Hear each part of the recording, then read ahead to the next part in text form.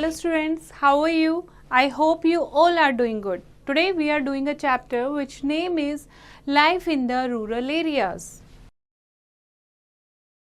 And before starting the chapter, we have to know some important terms like Izardari system, that is system to auction the rights of revenue collection. Next is permanent settlement, means a system of revenue collection introduced by Lord Cornwallis in 1793 by which the landlords of Bengal and Bihar got the hereditary rights over the land on the condition of paying a fixed amount of revenue to the state. Next is Rayotwari system, that is a system of land revenue collection made directly with the rayots, that means cultivators for 30 years who were required to pay about one half of the produce to the government. Next is Mahalwari system, a system of revenue collection from the mansabs or mahals, groups of villages that prevalent in UP, Delhi and Punjab. The peasants were individually and collectively responsible for the payment of land revenue. Next is absentee landlords. That means those landlords who lived in towns and came to the villages only to collect their rents. Next is indigo. Indigo is a plant required to make a deep blue dye for the textile industry. Okay, now let's start the chapter. The British were the colonial masters who were mainly interested in exploiting the Indian economy to further the interest of the mother country, British industrialists and traders. They found a safe and ready-made market for their manufactured goods in India and a perennial source of cheap raw materials. Therefore, they followed economic policies which suited and promoted their economic interest in India. Britishers जो कि India में trade करने आए थे क्योंकि यहाँ पर उन्हें जो रॉ मटेरियल था बहुत चीपर रेट में अवेलेबल था, उन्हें रेडीमेड मार्केट रिसोर्सेज मिल गए थे for the manufacturing of the goods in India. So कैसे भी करके वो ज़्यादा से ज़्यादा प्रॉफिट के लिए जो इंडियन ट्रेडर थे या इंडियन एग्रीकल्चरिस्ट थे, जो फार्मर्स थे, उनको एक्सप्लॉइट कर रहे थे. These policies brought about many changes in the fields of land revenue system, agriculture, industry, trade and commerce and consequently many changes in the life of the Indian people. तो हर तरीके की ऐसी policy वो लेकर आए जिससे उनको ज़्यादा से ज़्यादा प्रॉफिट हो. इन पॉलिसीज से जो लैंड रेवेन्यू सिस्टम था या एग्रीकल्चर सिस्टम था, लोगों की लाइफ, इंडस्ट्री, सब कुछ चेंज हो गया था. Okay, Now next is colonial agrarian policies. कौन कौन सी policies थी ये? First is the Izardari system, that after their victory in the Battle of Buxar 1764, the company acquired the rights of Diwani, that is the collection of revenue. Battle of Buxar के बाद company को right of दीवानी मिल गया, जिसका मतलब था they can collect the revenue theirself. The corrupt employees of the company began harassing the peasants for personal gain. और खुद के गेन के लिए, खुद के फ़ायदे के लिए जो करप्ट एम्प्लॉयज़ थे कंपनी के, वो लोगों को, फार्मर को, पीजेंट को हरास करने लगे. The revenue were fixed at a higher rate. The collection also became very rigid. जो collection थी वो बिल्कुल फिक्स थी, rigid थी. Payments were to be made in cash and extortions and cruelties became widespread. As a result, large number of peasants became landless. और जो policy थी ये बहुत ज़्यादा फिक्स थी, कैश में पेमेंट दी जाती थी और बहुत ज़्यादा ये स्प्रेड हो चुकी थी. इसके कारण बहुत सारे जो फार्मर थे वो लैंडलेस हो गए. Warren Hastings established a board of revenue. He also introduced the Izardari system in which the right to collect the revenue was auctioned to the highest bidder for a fixed term of 5 years. अब Warren Hastings आए. Warren Hastings ने एक board of revenue बनाया, एक ऐसा group बनाया जो revenue के बारे में डिसीजन लेगा. ओके, तो एक इजारदारी सिस्टम इंट्रोड्यूस किया जिसमें बीडिंग होती थी. जो भी हाईएस्ट बीडर होता था उसको 5 साल के लिए रेवेन्यू कलेक्शन का जो काम है वो ऑक्शन कर दिया जाता था.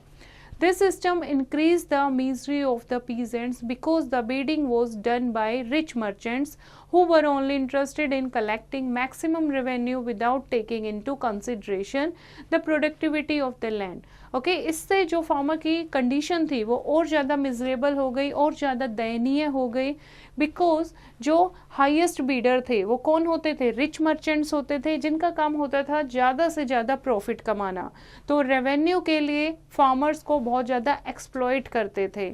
The system was therefore a failure, इसीलिए ये सिस्टम एक फेलियर के रूप में सामने आया, क्योंकि जो नए जमींदार थे या बिग लैंडलॉर्ड थे वो इसमें बिल्कुल भी इंटरेस्टेड नहीं थे। The company did not get the expected income, the peasants were poverty oppressed and the zamindars felt insecure, जमींदार को इनसिक्योर फील होने लगा, जो पीजेंट थे वो बहुत ज़्यादा मिजरेबल उनकी कंडीशन हो गई थी, तो वो इनके बिल्कुल खिलाफ थे। Hence the 5-year settlement was abandoned in 1777। और इस तरीके से जो ये 5 साल का फिक्स रेवेन्यू एक सिस्टम बनाया था दैट वाज कॉल्ड इजारदारी सिस्टम, ये 1777 में ख़त्म हो गया। Next is permanent settlement of Bengal in 1793. Permanent settlement, this was started by Lord Cornwallis, introduced a decade that is 10-year settlement in 1790 and auctioned the land to the highest bidder. Same जैसे हमने इजारदारी system पढ़ा वैसे ही ये system कितने साल के लिए था? 10 years के लिए। बीडिंग होती थी, जो हाईएस्ट बीडर होता था उसको ऑक्शन कर दिया जाता था, वहाँ का सेटलमेंट रेवेन्यू कलेक्शन का काम। The settlement was made permanent by a regulation in 1793. The zamindars became the permanent owners of the lands. अब जमींदार यहाँ पर सिक्योर फील करते थे क्योंकि उन्हीं को permanent owner of the land बना दिया गया था। Thus the collector of revenue now became a landlord with hereditary ownership right. अब कलेक्टिंग रेवेन्यू का काम किसका होता था? रेवेन्यू कलेक्टिंग का काम होता था जमींदार का, और जमींदार की जो पोजीशन थी, ओनरशिप थी, ये भी हेरिडेटरी थी। The traditional landlords were replaced by the moneyed class who preferred to live in the urban areas as absentee landlords. They could sell the land whenever and to whomsoever he like. अब क्या किया जाता था? जिसके पास ज़्यादा पैसे होते थे, ज़्यादा ज़मीन होती थी, उसको वहाँ का लैंडलॉर्ड बना दिया जाता था। लैंड रेवेन्यू का जो टाइम है वो फिक्स कर दिया गया था। जमींदार हैड टू पे द फिक्स्ड अमाउंट रेगुलरली। वो इंग्लिश ईस्ट इंडिया कंपनी को वो एक फिक्स्ड अमाउंट जो है पे करता था। बाकी रेवेन्यू कलेक्शन का काम उसके ऊपर होता था, जो भी टीनेंट होते थे या पीजेंट होते थे वो उनसे लैंड रेवेन्यू कलेक्ट करता था। Now merits of the system, क्या फायदे थे इस सिस्टम के? First is the state was assured of a fixed amount of land revenue. अब स्टेट के पास एक फिक्स्ड अमाउंट आएगा लैंड रेवेन्यू का, okay. Second, it prevented wastage of time and efforts needed for annual settlement. और इससे जो time waste हो रहा था गवर्नमेंट का या स्टेट का रेवेन्यू कलेक्ट करने का, वो टाइम बच गया था, okay. It was simpler and cheaper for the company to collect revenue through zamindars than to employ several officials for the job. अब ईस्ट इंडिया कंपनी के लिए भी एक रेवेन्यू कलेक्शन का जो काम है बहुत इजी हो गया था, क्योंकि उन्हें जमींदार से कलेक्ट करना होता था, ना कि अलग अलग जगह पर जाके, और ना ही उन्हें अब किसी ऑफिशियल की ज़रूरत थी। By granting the zamindars the right of ownership, the company won their loyalty as they were dependent on the British. अब जमींदार जो थे उनको ही राइट ऑफ ओनरशिप दे दिया था, तो जमींदार के साथ भी उनके फ्रेंडली रिलेशन बन गए थे, okay. Next is this system created stability and security among the zamindars who began concentrating on improvement of the productivity of land. By doing so, they would increase their income. अब ये system जो था इससे एक stability आई, security की feeling आई जमींदार्स में, क्योंकि जमींदार अब उसको अपना पैसा जो लैंड रेवेन्यू वो ईस्ट इंडिया कंपनी को दे रहा है, अब वो फार्मर से भी इकट्ठा करना है, तो कैसे प्रोडक्टिविटी, कैसे फार्मर की कंडीशन को बेटर बनाया जाए, अब वो उस पर ध्यान देने लगे थे। Now this system also have some demerits, इसमें कुछ कमियां भी थी। क्या क्या कमियां थी? Like the immediate effect of the permanent settlement on the zamindars was disastrous. Many of them could not realize the land revenue from their tenants and consequently could not pay the money to the government in time. As a result, their lands were sold. इससे क्या हुआ, बहुत सारे जो ऐसे किसान थे वो अपना लैंड रेवेन्यू पे नहीं कर पाए, तो उन्होंने क्या किया, अपनी लैंड को सेल कर दिया. Second, the landlords did not take much interest in the development of their land. They merely became absentee landlord. Mostly जो ये ज़मींदार थे, हाईएस्ट बीडर होते थे, ये एब्सेंटी लैंडलॉर्ड होते थे, यानी गांव में, विलेज में ये होते ही नहीं थे, प्रेजेंट नहीं होते थे. ये अर्बन एरियाज में रहते थे लेकिन लैंड रेवेन्यू गांव से इकट्ठा करते थे, तो लैंड की क्वालिटी या डेवलपमेंट पर ध्यान नहीं दिया जाता था. This system ignored the rights and interest of the tenants. अब टीनेंट्स का, अब जो जमींदार कहेंगे उन्हें वही ग्रो करना पड़ता था. जो टीनेंट्स का या पीजेंट का जो इंटरेस्ट था, जो राइट था, वो इग्नोर हो रहा था. And the government incurred deflect in income. Bengal did not possess cadastral records till 1893. और कई बार क्या होता था, बहुत सारे जमींदार जो हैं वो कंपनी को क्लियर रिकॉर्ड नहीं देते थे. Therefore they were litigation between the tenants and the landlord. और कई बार उनके खिलाफ केस भी हो जाते थे, लिटिगेशंस भी फाइल हो जाती थी. As revenue was strictly collected, the peasants were forced to borrow money at high rates of interest from the money lenders and the landlord. अब जो रेवेन्यू था ये फिक्स था और स्ट्रिक्टली कलेक्ट किया जाता था, तो पीजेंट्स को कई बार रेवेन्यू देने के लिए बहुत ज़्यादा रेट पर लोन लेना पड़ता था फ्रॉम द मनी लैंडर्स और द लैंडलॉर्ड, और उस रीपे करने के चक्कर में उनकी जो पूरी लैंड थी वो सेल हो जाती थी. फाइन. तो these are the demerits of the permanent settlement revenue system. Now एक नया सिस्टम आया, that is called ryotwari system. In 1802, the ryotwari system was introduced in Carnatic and Mysore at the instance of Thomas Munro. Thomas Munro ने introduce किया था रेयतवारी system को, and these states became the parts of the company's territories between 1799 and 1801. The British were much impressed by the system of revenue collection in the territories governed by Tipu Sultan. There were no intermediaries, jamindars, and revenue was collected directly from the cultivator called ryots. और यहाँ पर जमींदारी system की तरह ऐसा नहीं था, यहाँ पर डायरेक्ट किससे कल्टीवेशन, किससे रेवेन्यू कलेक्ट किया जाता था, डायरेक्ट कल्टीवेटर से रेवेन्यू कलेक्ट किया जाता था. कल्टीवेटर्स को रेयोट्स कहा जाता था. Lord Hastings adopted and implemented this system in Carnatic and Mysore, which were ceded to the British. Later, the Rayotwari system was implemented in the Bombay and Madras presidencies also. In Rayotwari system, the revenue was fixed for a period of 30 years. इस system में 30 साल के लिए जो revenue था वो fix कर दिया गया था. It was based on the quality of the land and the nature of the crop. किस टाइप की क्रॉप ग्रो हो रही है and the quality of the land पर डिपेंड करता था कि कितना रेवेन्यू उन्हें पे करना है. The rate of revenue was high and the collection was rigid. The system was advantageous for the cultivators as they had a right to their land. But again, the rigid revenue collection left them at the mercy of moneylenders. Therefore, the long-term effect of the Rayotwari system was not much different from the permanent settlement as prevalent in Bengal. Next is the Mahalwari settlement. That was introduced in western UP, parts of Madhya Pradesh and Punjab, where a common ownership of land was the norm in groups of villages called the Mahals, or we can say Bhaichara.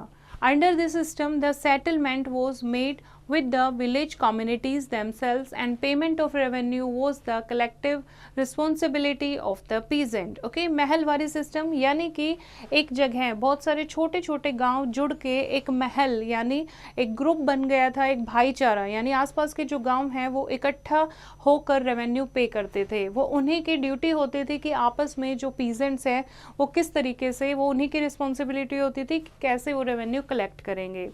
The settlement was made with the tulekdar or the head of a Mahal. He collected the revenue and handed it over to the British collectors. अब वहाँ पूरे महल का यानी पूरे उस group of villages का एक head बना दिया जाता था जिसको महल कहते थे. उसकी रिस्पॉन्सिबिलिटी होती थी कि वो सबसे कलेक्ट करेगा और टोटल रेवेन्यू जो है फिर ब्रिटिश कलेक्टर्स को दे देगा. क्या क्या इफेक्ट हुए इसके? Effects of the land revenue policies. First is जो लैंड थी that was turned into a saleable commodity, यानी जो नहीं काम करना चाहता था खेतों में या शहर से गांव से बाहर जाकर शहर में रहना चाहता था वो अपनी लैंड को सेल कर देता था. और कई बार जब पीजेंट रेवेन्यू पे नहीं कर पाते थे तो वो लैंडलॉर्ड से जो मनी है वो उधार लेते थे और उसको रीपे नहीं कर पाते थे तो उस लैंड को सोल्ड कर देते थे. तो जो लैंड है एक वो सेलेबल कॉमोडिटी बन गया था. Second is payment of revenue in cash increase the importance of money. जो रेवेन्यू सिस्टम था, रेवेन्यू जो था वो कैश में कलेक्ट किया जाता था तो इससे इम्पोर्टेंस ऑफ मनी बढ़ गई थी. The cultivators began to borrow money at high rate of interest in order to pay their dues.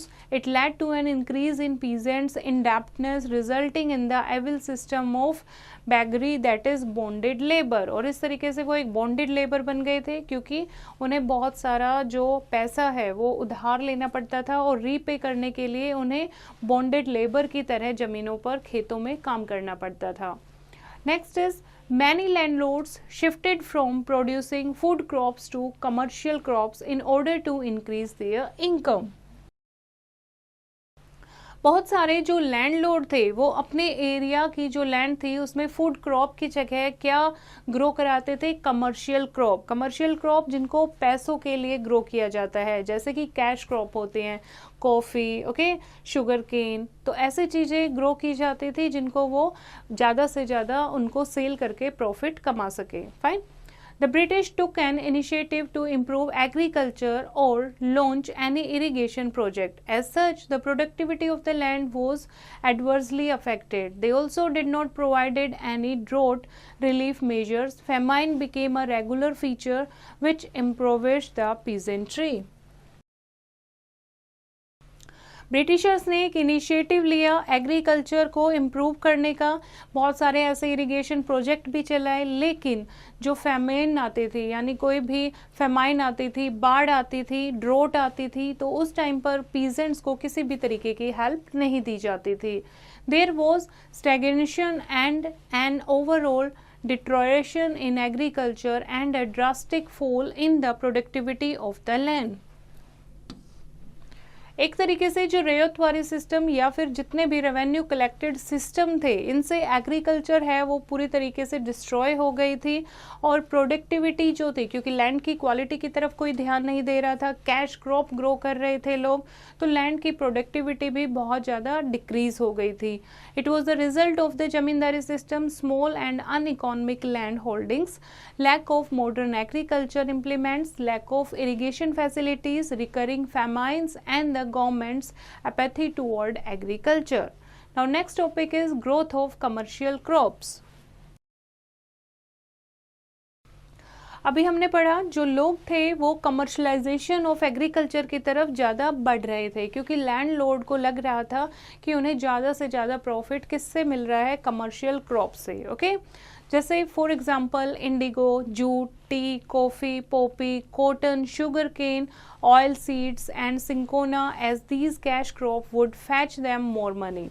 These planters owned huge tracts of land called plantation and plantation agriculture developed at a fast pace. As a result, production of food crops suffered immensely. It created a scarcity of food grains which adversely affect the entire country. अब बहुत सारे लोग ये cash crop grow करने लगे थे, इसको कहते हैं प्लांटेशन. जब बहुत सारी लैंड पर कमर्शियल क्रॉप ग्रो की जाती है that is called plantation.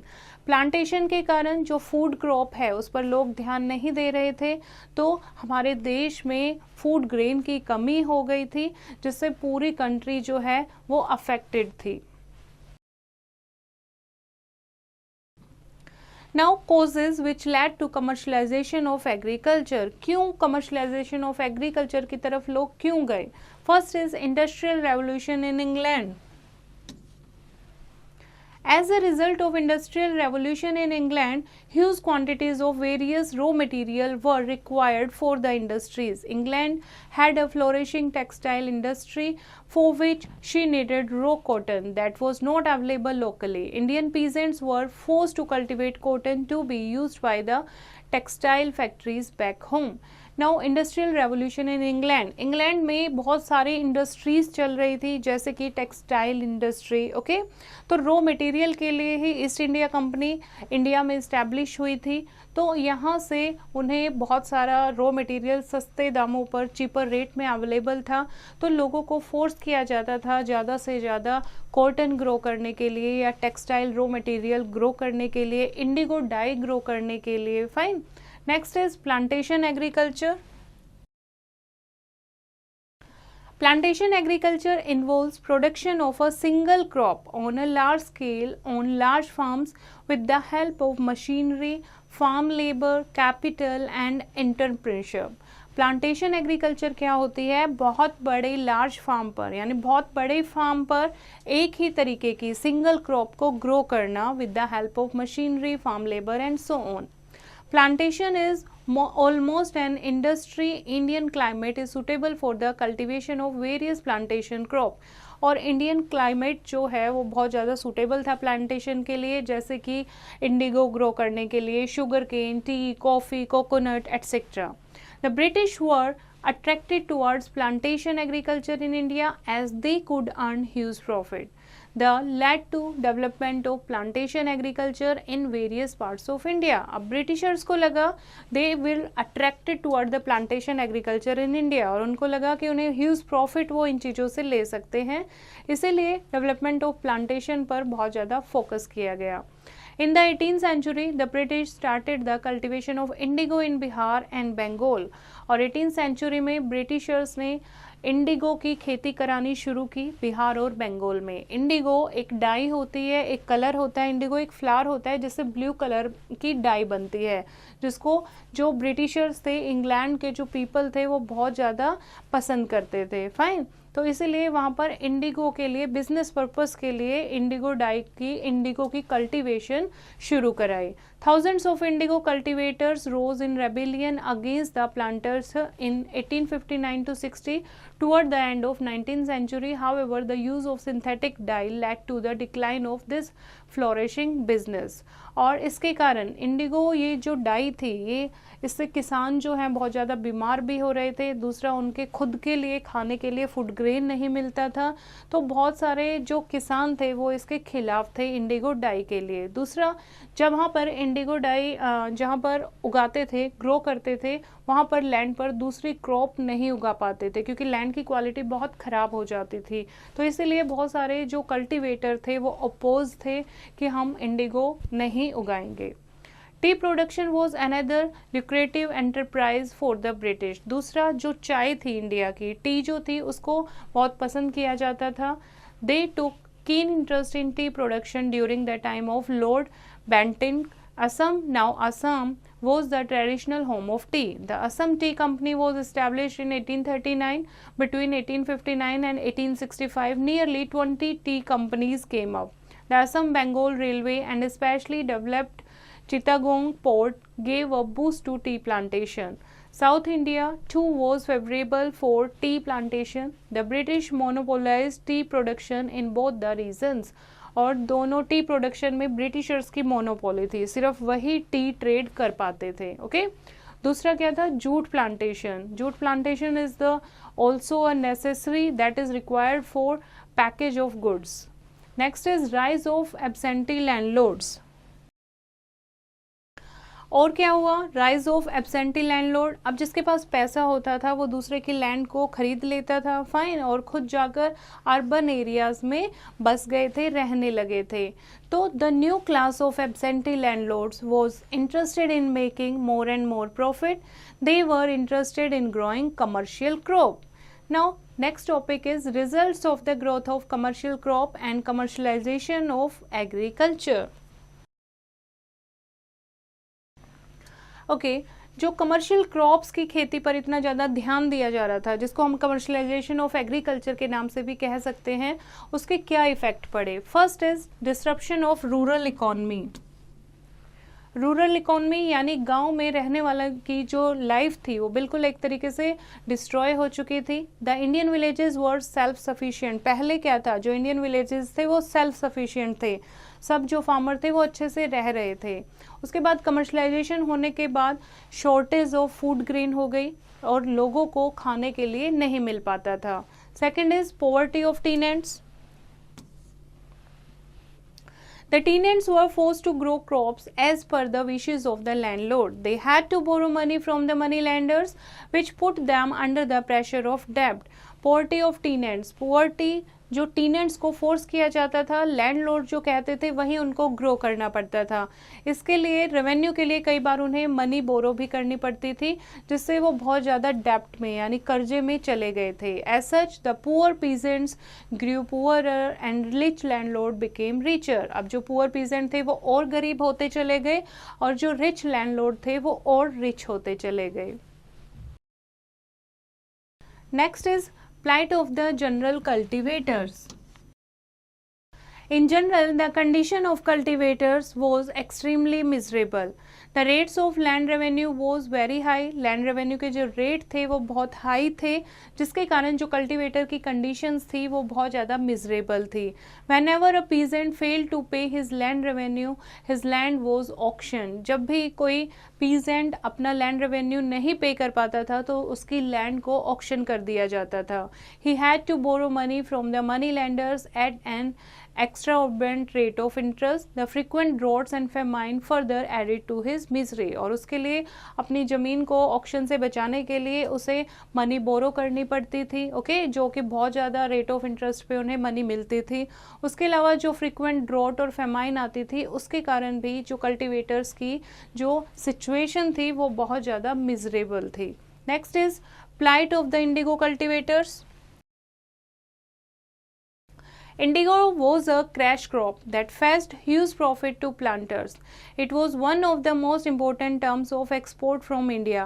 It was used as the source of dyes needed for cotton textile industry of Britain. Britain में cotton textile industry को इस डाई की बहुत ज़्यादा ज़रूरत थी, जिसके लिए जो इंडिया में कल्टिवेटर्स थे उनको फोर्स किया जाता था इंडिगो ग्रो करने के लिए। As the indigo trade flourished, many British enterprise engaged themselves in its plantation. और जैसे ही इंडिगो ट्रेड बहुत ज़्यादा फ्लोरिश हुआ, बहुत सारे ब्रिटिश जो लोग थे उन्होंने खुद की प्लांटेशन बनानी शुरू कर दी। These indigo planters executed agreements with the indigo cultivator which proved disastrous for the latter. These indigo cultivator then resorted to revolt. और उसके बाद ये कुछ एग्रीमेंट इस्टेब्लिश करते थे, एग्रीमेंट बनाते थे इंडिगो कल्टिवेटर के साथ, जो कि कल्टिवेटर के लिए बहुत ज़्यादा डिस्ट्रॉयस यानी कि उनकी जो कंडीशन थी वो बहुत ज़्यादा ख़राब हो गई, बहुत ज़्यादा बेकार उनके लिए प्रूफ हुए। Next is peasants revolts. अब जो इंडिगो कल्टिवेटर थे वो भी इनके खिलाफ थे, ओके। अब peasant revolt, the various revenue loss by the British government hit the peasants the hardest. इतने सारे रेवेन्यू लो बना रखे थे ब्रिटिश गवर्नमेंट ने किसानों के लिए, जिससे किसानों की लाइफ जो है बहुत ज़्यादा मुश्किल थी। They were disposed off their lands. The Chuar rebellion of Bihar and Bengal broke out in 1796 और इसी के खिलाफ एक चोर रेबेलियन स्टार्ट हुई फ्रॉम बिहार एंड बंगाल से and continued up to 1816। This wide spread rebellion could not be suppressed easily. और रेबेलियन जो थी ये किसानों की ये कंटिन्यूस रही, इसको रोकना इतना आसान नहीं था। The rebellion was directed against indigo planters, zamindars and moneylenders. The Mopley peasants of Malabar, that is North Kerala, organized of 22 rebellion between 1836 to 1854. और इस तरीके से छोटी छोटी बहुत सारी rebellion सामने आई from 1836 to 1854. Indigo cultivators uprising. One of the greatest movements of modern era was the Indigo agitation that engulfed Bengal in 1859 to 60. The cultivation of indigo was the monopoly of European planters, okay, and they compelled the peasant to cultivate indigo. Indigo grow करने के लिए, cultivate करने के लिए वो peasants को force करते थे और कई बार उनकी beating भी करते थे या illegally उन्हें परेशान भी करते थे. The anger of the peasants burst forth in 1859 when hundreds of thousands of peasants refused to cultivate indigo and resisted the physical brutality and violence of the planters. और ये आंदोलन शुरुआत में कैसे सामने आया, जब हजारों की संख्या में thousands of peasants थे, उन्होंने जो इंडिगो है वो ग्रो करने से मना कर दिया और जो प्लांटर्स थे उनके साथ वायलेंट रूप में बहुत सारी चीज़ें करने लगे. उनके घर जो थे वो जलाने लगे, उनके जो हॉर्स थे उनको वाउंडेड करने लगे. और many intellectuals including Harish Chandra Mukhopadhyay, Girish Chandra Basu and Dinabandhu Mitra, Shishir Kumar Ghosh etcetera supported the cause of the peasants, जिन्होंने पीजेंट्स को पूरा सपोर्ट किया. The government was forced to appoint an indigo commission which took steps to remove the grievance of the peasants by passing a law in 1862. और ये peasant जो थी ये इतनी strong थी जिसके लिए गवर्नमेंट को एक इंडिगो कमीशन एस्टेब्लिश करनी पड़ी. The indigo peasants of Bihar revolted on a large scale in Darbhanga and Champaran in 1866 to 68. Likewise, the peasants of Jessore in Bengal revolted in 1883 and 1889. The indigo crisis continued till the beginning of the 20th century. और ये indigo crisis जो ये revolt थी between the indigo cultivator and planter, ये continuously चलती रही 20th century तक, when Gandhi ji had to intervene in favor of the indigo cultivators. उसके बाद गांधी जी indigo cultivators के फेवर के सामने आए, उनका फेवर लिया और इंडिगो प्लांटेशन को ख़त्म किया.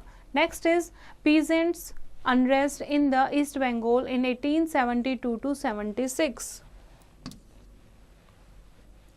Agrarian unrest broke out in East Bengal during the 1870s. The powerful zamindars of Bengal were notorious for the oppression of their tenants. The Bengal peasants had a long tradition of resistance going back to 1782, when the peasants of North Bengal had rebelled against a revenue farmer of the English East India Company. From 1872 to 1876, they united in no-rent unions and attacked Jamindars and their agents in different parts of East Bengal. Ultimately, the government had to make legislation to protect the peasants from the worst aspects of the Jamindari system. Next is later developments, that is peasants agitation in Punjab.